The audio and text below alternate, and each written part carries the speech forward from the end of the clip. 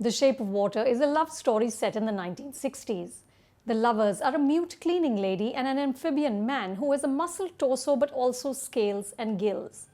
On paper, it sounds preposterous. On screen, it is poetry.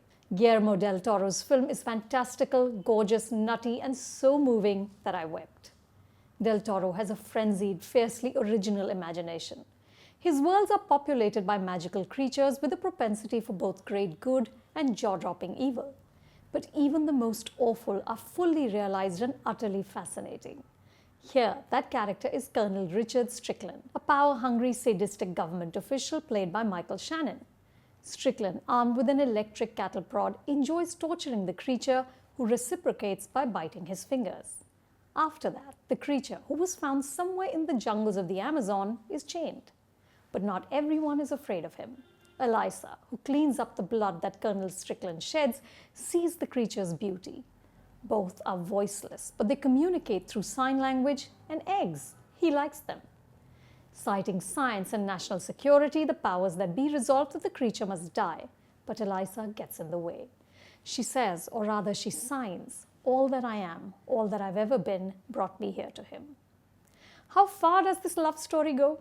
All the way. The lovemaking between Eliza and her merman is a thing of staggering beauty. The Shape of Water is a celebration of marginalized, voiceless people and of fluidity. Cinematographer Dan Louston captures this with beautifully lit shots of a bathtub, rain, a lagoon, and even the creature's watery prison.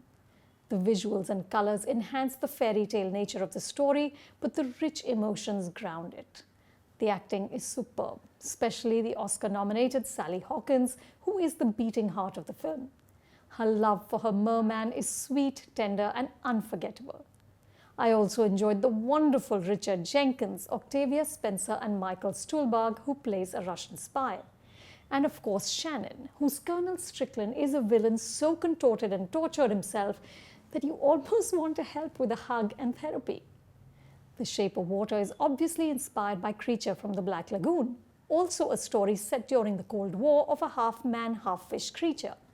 But Del Toro gives the camp classic an entirely new spin, imbuing the idea with layers of wisdom. In an interview with Collider, Del Toro, who is Mexican, spoke about how Catholicism and the old religion of Mexico fused when the country was conquered. He said, "In my case, that happened with Catholicism and monsters. They fused. I truly was redeemed by these figures. Where other people saw horror, I saw beauty. And where people saw normalcy, I saw horror.